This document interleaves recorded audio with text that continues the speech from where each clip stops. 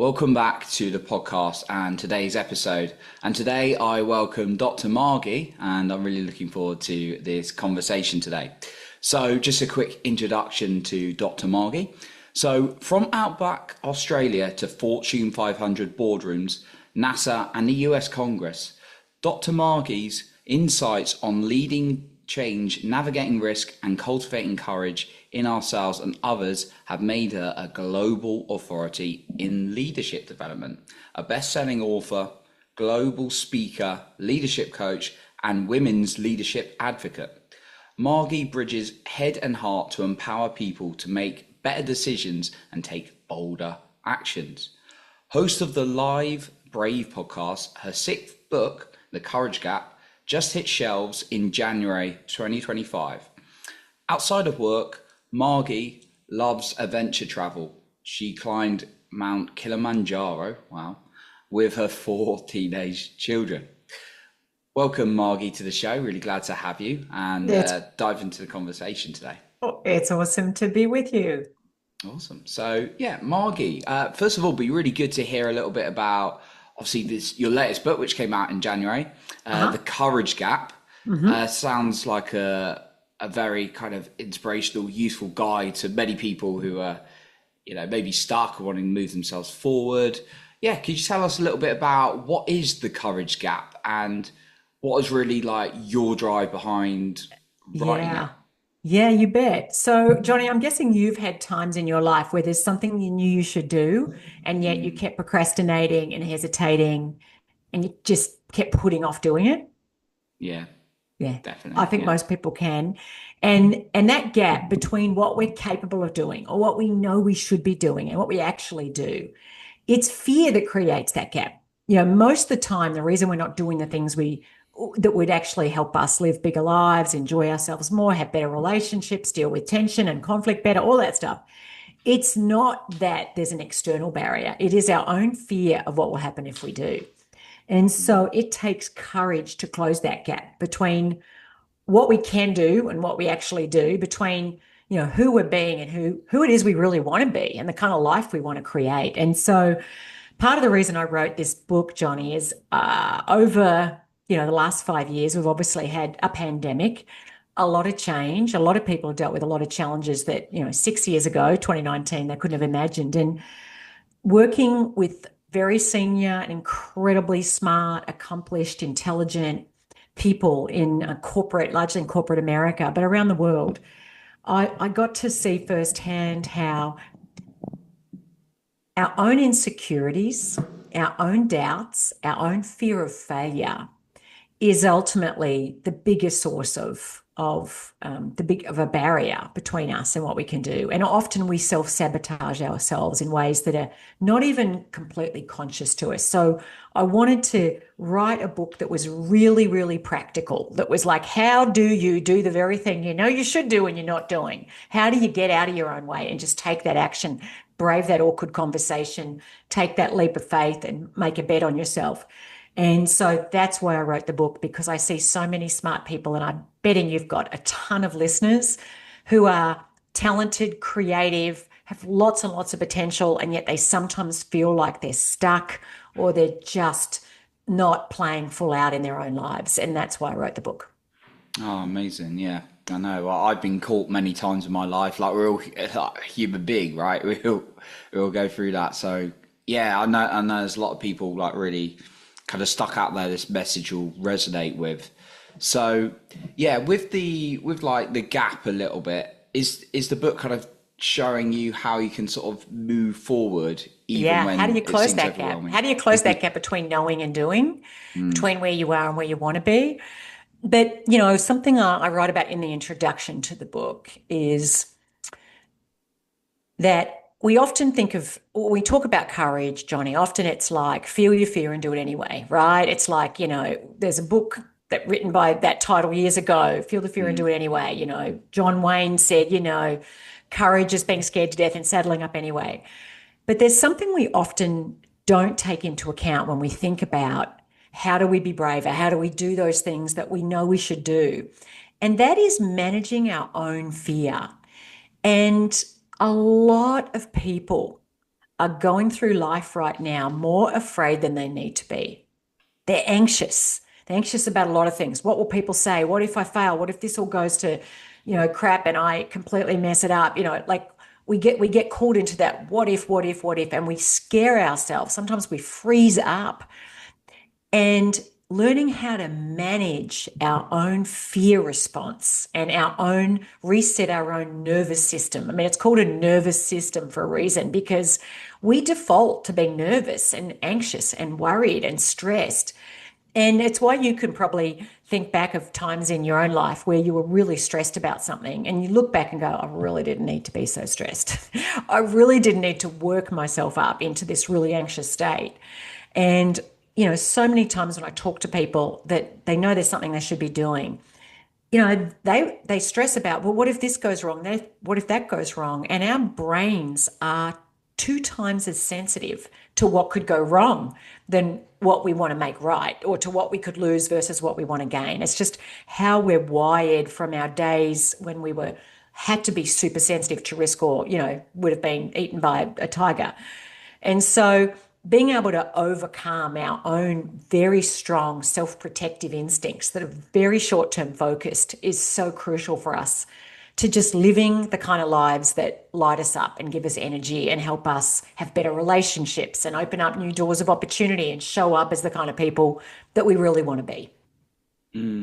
So what I'm kind of hearing, and my kind of like perception from it is like, yeah, like the Susan Jeffers quote you mentioned, feel the fear and do it anyway, that book. And yeah, taking like courageous action despite feeling it.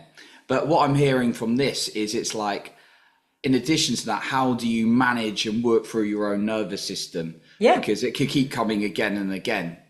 Yeah. And then that's where I sort of dive in the book into 5 steps that are all sort of based on key principles for behavioral change, right? Like psychological, cognitive, emotional, and physical, and, behavior, changing our behavior. And so, the first one is to focus on what you want and not on what you fear, because so often we put our attention on what we don't want. Oh my God, what if this all goes terribly? Oh, what if they break up with me? Oh, what if my business flops? Or what if, I can't, land the deal? Or, my ideas, no one likes them. And so we often focus on the outcomes we don't want, or on the resources we don't have. I don't have a great network. I don't have enough money. I'm not as knowledgeable, as smart as that person over there. I'm not as brilliant and creative as that person over there, versus on what we do have. And so when we put our attention on the outcomes we do want and on the resources we do have, it actually unlocks creative energy.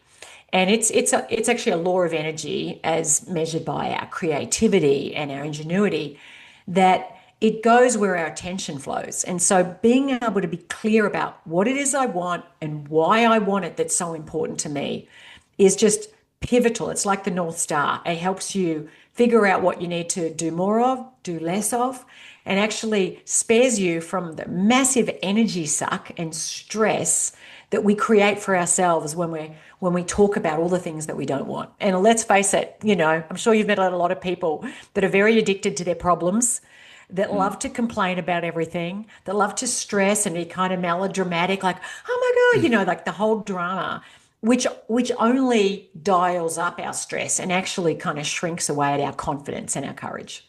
So is that like, I don't want to be so broke, as opposed to, I want to earn X amount and I'm striving towards that? Or... I want to be prosperous. I want to create enough money for me to have a life that I love. I want to attract awesome opportunities to myself, and I want to add a lot of value for others, that people are going to want to pay me a lot of money because I'm so good. That's very different than I'm really stressed that I don't have what it takes. And, it's really hard to launch a business, or it's really, our words create our reality, which is the second step in the book, which is re-scripting what makes you scared, stressed, stuck, or just live too safely. Because there's a lot of people I meet, I'm living here in America, where a lot of people have affluence, but they live these really overly comfortable lives that totally sell them short. I call it living lives of immaculate mediocrity. And so sometimes we can tell ourselves, spin a story that keeps us also living too much in our comfort zone, or just stressed out of our heads, and we don't need to be. And I saw a lot of that. I don't know about you, but during COVID, I saw a lot of people that got so stressed, disproportionate to the actual, risk factor for themselves. And I meet a lot of people all the time that are stressed about, oh, I'm too scared to go to Australia because there's all these sharks and crocodiles and spiders and I'm scared I'll die. I'm like, do you know how many people die in Australia a year? Like one of all of those things combined. And so, they talk themselves into being stressed. But for people who are listening right now, I just encourage you to think about where and how you describe your reality. Do you use language that limits how you feel about yourself, that makes you feel more scared or anxious? It's like, oh, this is impossible, or there's no way I could ever do that, or I've always been hopeless at that, or and our language limits us and it creates this kind of cage that of our own making. So, just challenging even the way you're describing yourself in relation to your goals, but also in relation to your challenges.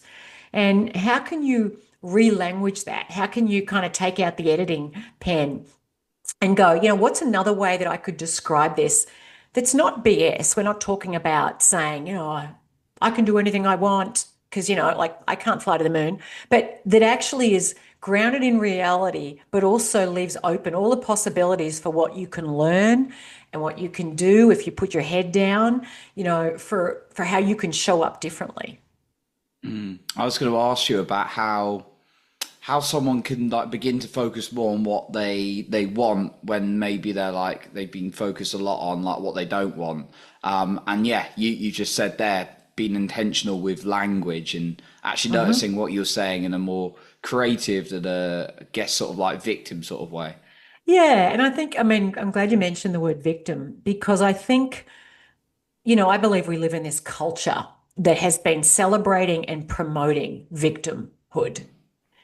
Now, I want to be clear here. That's not to say that you may not have been a victim to circumstances out of your control where you suffered injustice or you Sure. suffered from something. And I had an experience actually in my 20s. I was living in actually Papua New Guinea, and I ended up in an armed robbery with a gun at my head.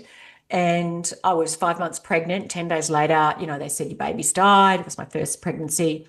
And I remember everyone feeling really sorry for me, and I also remember as I kind of tried to make sense of these two pretty shitty events happening in really close succession, I remember thinking, look, I know I am a victim of something, but I do not want to I don't want to cast myself in the storybook of my life. I don't want to cast myself as a victim.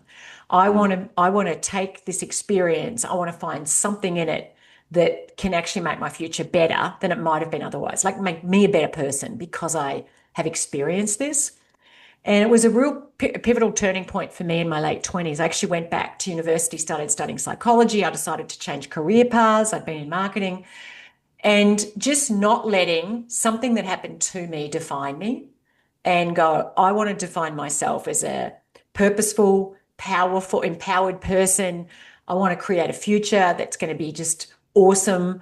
What do I need to do that? And like, what am I going to put my energy onto? And so I think people have got to be really careful that they don't get pulled into a victim narrative. Maybe you were let go unfairly. Maybe someone cheated on you. Maybe a business partner totally betrayed you. Maybe your parents were just lousy parents and neglected you, abused you. I mean, all of those things could be true, but not creating a story that casts you as powerless because it actually siphons away the very agency you need to get out there and really do something awesome. And I think that's an act of true empowerment. Okay, I'm gonna change this narrative because we create our stories, but then our stories create us. And often we're carrying these stories from our childhood into our adulthood, and we can live our whole lives. We become the warden of our own prison by the stories we're telling ourselves. And yeah, do we sometimes have to become aware of those stories?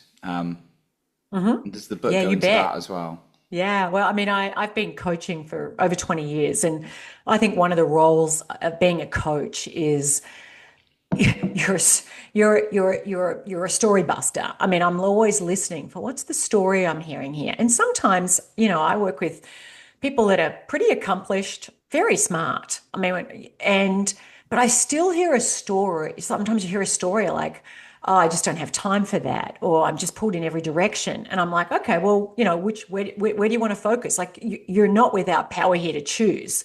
Anything you're not changing, you're choosing. So what is it that you want to choose? And just recognizing that we can all get pulled into it. And something I wrote about in the Courage Gap is this concept of vital lies, Johnny, that we are all vulnerable to telling ourselves mistruths and half truths in order to make ourselves feel better about the choices we've made and about our situation we're in. And it's why, if you've ever experienced a breakup or know people at a marriage breakup, and I certainly have known many over the years. I haven't had one, thank goodness. Been married a really long time. But, it's all their fault. Like, this was done to me. And I'm like, where are you failing to take ownership for what you did or you didn't do that may have contributed to it? Where are you wanting to put all the blame on them? Or it's keeping you from actually facing an uncomfortable truth, but actually it's in facing those uncomfortable truths we set ourselves free, because when we own it, then we can do something about it. And so I think we can all get swept into vital lies. It's like, oh, it's all their fault. If it wasn't for this, my life would be better, versus, okay, what am I doing here? What am I doing? And what did I do that contributed to that? So, it's not an easy process, but I have like an exercise in the book where I walk people through, if you've got a problem, anything in your life right now, if we did an audit, you couldn't give yourself at least a solid 8 out of 10. Why is it so? Like, give me an explanation of why it is the way it is. And usually when people explain why it is the way it is, why I'm really overweight, why I keep having all this bad luck in relationships, why my business has failed, why I keep missing promotions, whatever it is, in there will be like rich gold for rewriting the stories we're telling ourselves. Because I have never met anyone who was really willing to look honestly and sometimes brutally honestly at their circumstances and really challenge their own narrative that isn't able to find a better path forward.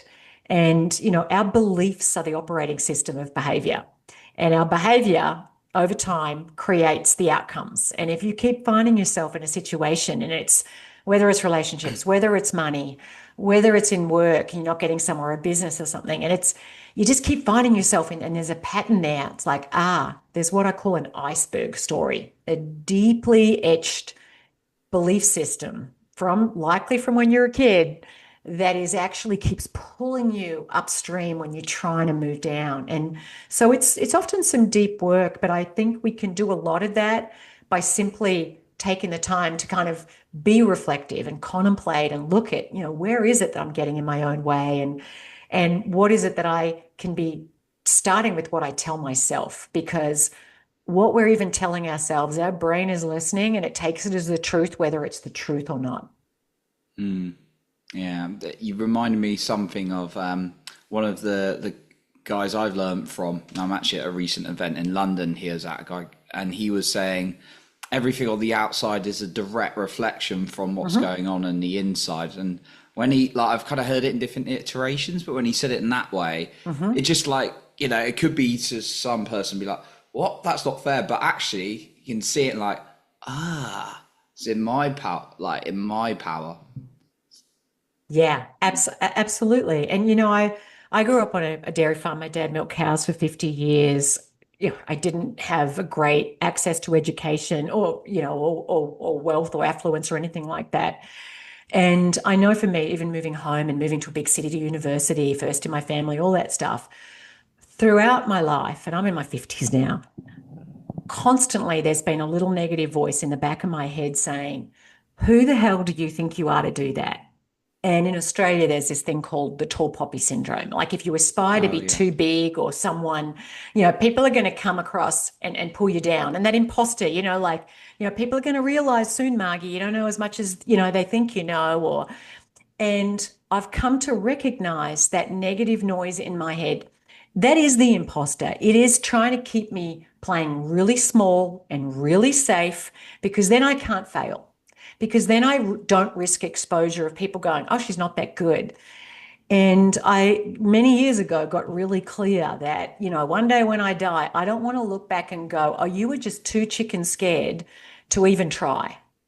And so, being clear about, what's my purpose? And for everybody, I believe we're all on this earth to fulfill a purpose that's bigger than ego gratification.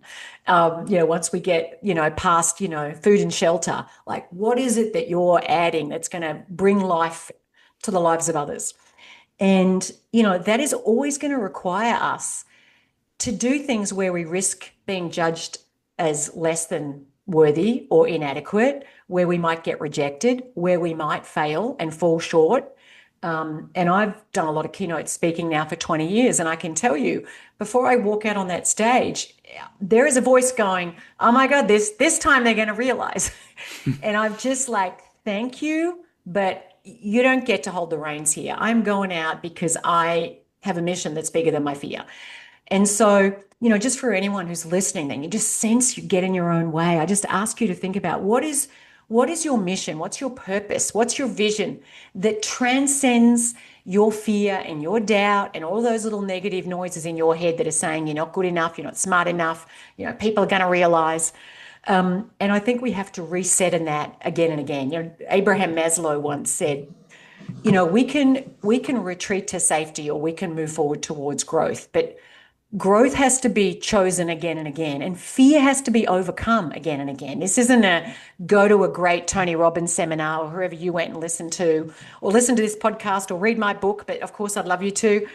You have to keep choosing it because your deeply etched self-protective instincts are going to keep pulling you back toward those old think small, play safe patterns. And to grow into who we're all capable of becoming isn't a one-off decision. We have to decide it, and who you get to hang out, who you choose to hang out with, going to seminars, going to conferences, listening to your awesome podcast, that is feeding yourself what helps to feed that part of you that needs nurturing. Because otherwise that, small, insecure part of you will win out. And of course, whenever our doubts are calling the shots, they play us. They don't just sell us short, but they actually sell the world short of who we could be in the world.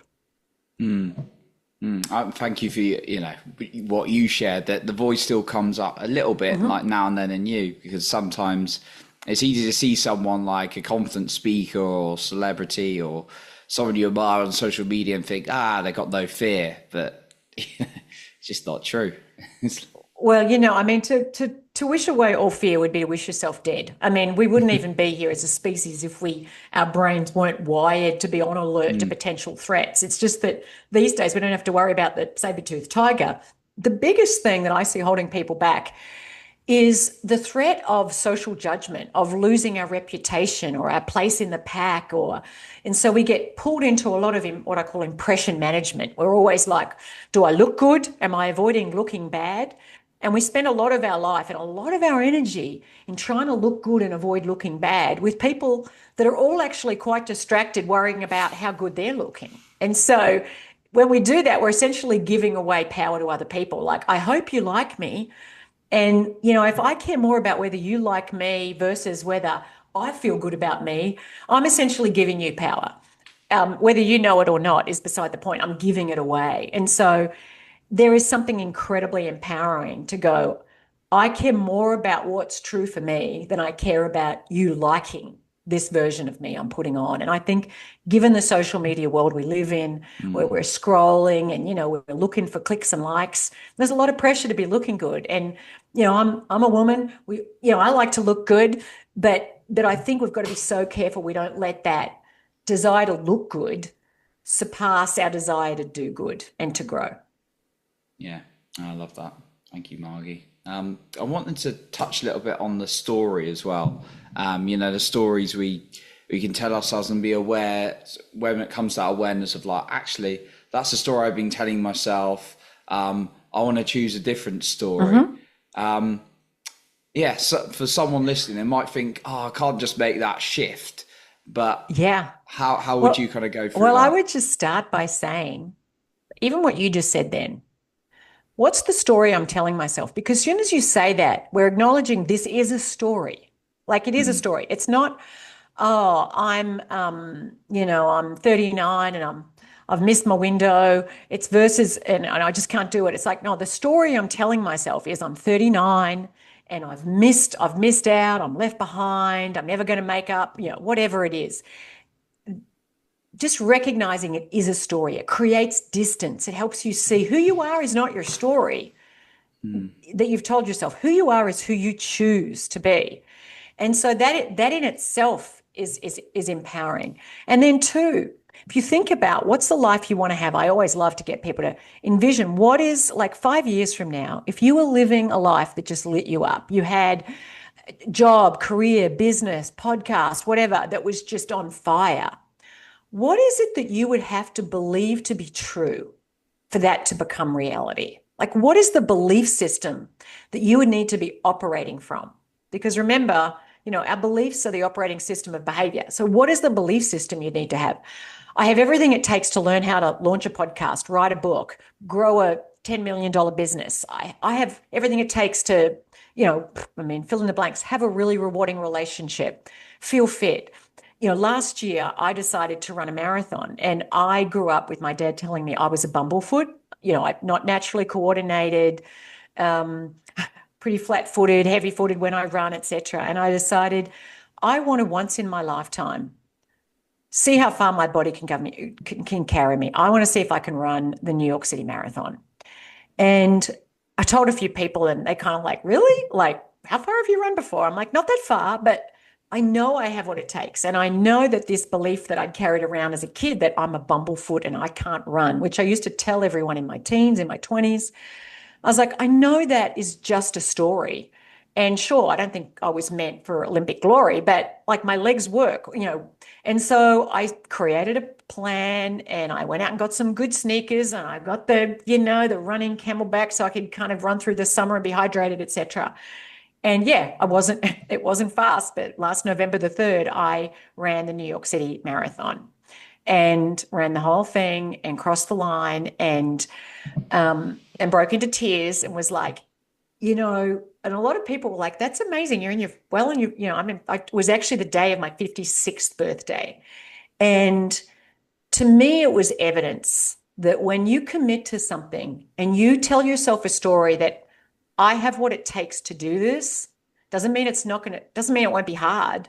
In fact, if you tell yourself something will be easy and it's not going to require effort, actually can really derail you. And research shows when you acknowledge that this can be hard, it actually helps you stay the course and persist.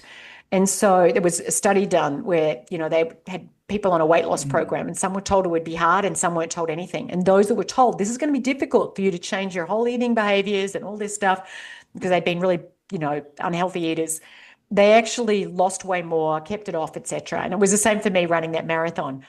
I knew it was going to be hard running through the hot, humid months where I live in Washington, D.C., but I was like, I'm determined to do it. And I did it. And so, I would just ask, everyone who's listening, what is a goal that inspires you? And what do you have to believe to be true? What would you have to believe to make that your reality?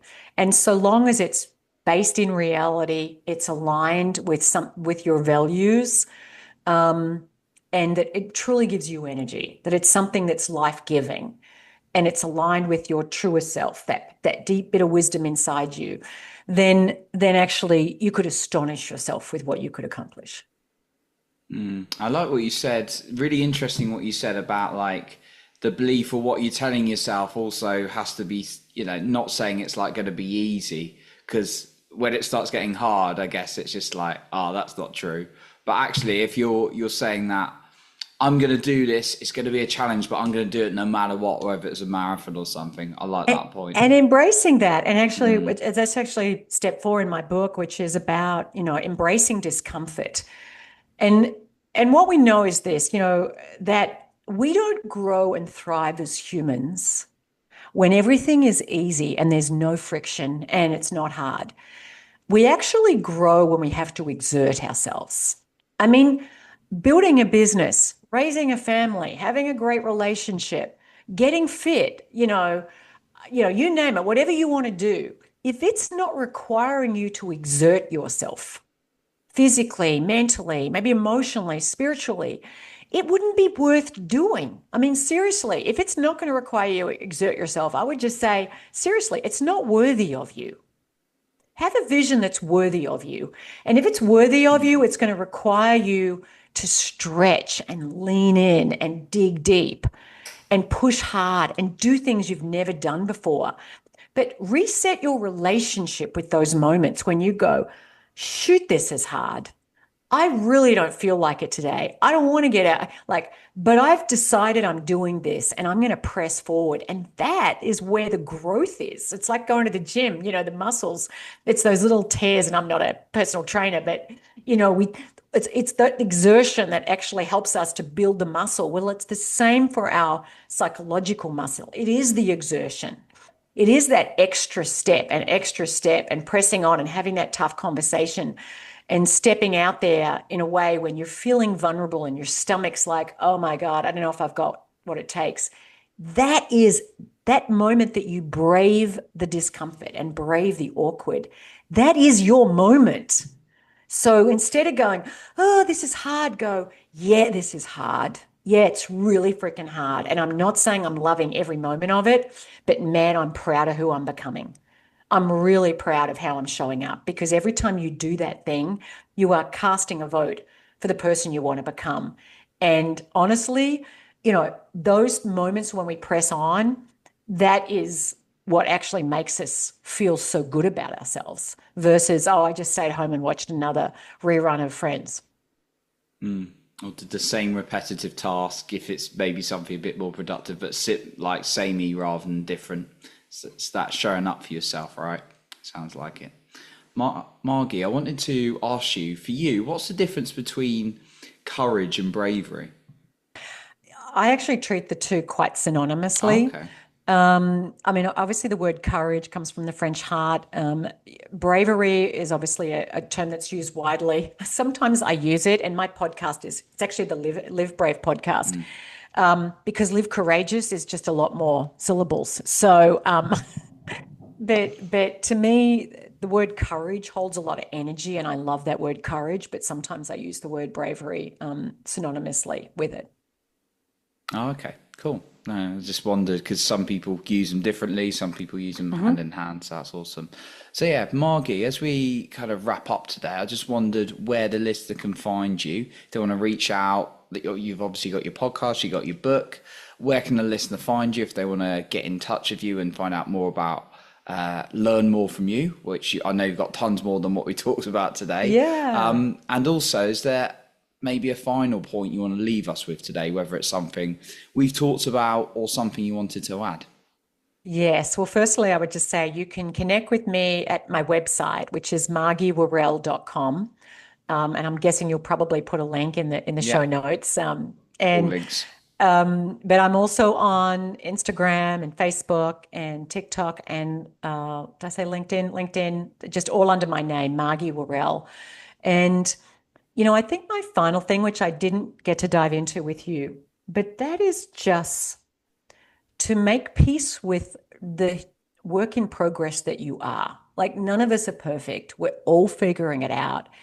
And the more you can be kind to yourself on those days when you don't take the brave action, when that inner wimp kind of gets the better of you, it actually helps you pick yourself up faster and move forward better. And so if you feel like, oh my gosh, I just feel like a bit of a loser at times, I feel like I'm just chicking out a lot of things, I would just encourage you to pour a lot of love and a lot of grace and a lot of mercy into those scared parts of you, those insecure parts of you, those vulnerable parts of you. Because when you can embrace that as part of all of who you are, don't reject it, don't like crap on yourself and go, I shouldn't be this way, I'm terrible, I'm hopeless, I'm never going to make it. Actually, we're all, it's all inside of us. All of us have that scared part. And I think when we can kind of embrace that as part of the whole package of who we are on our own, it actually enables us to tap into our own courage and our determination, our perseverance, and be more resilient. So yes, just make peace with the parts of you that, are still a work in progress. That's what I would just finish and is my last bit of encouragement. I love that. Yeah, not judging yourself hard when it's not going that way. Just giving compassion is what I'm hearing. So Uh-huh. and build that. So thank you, Margie, for coming on today. Really appreciate everything you shared. My pleasure. Thank you for having me, Johnny, and keep up your great work. Thank you. So that concludes our episode for today. And remember to lead with your heart and not with fear.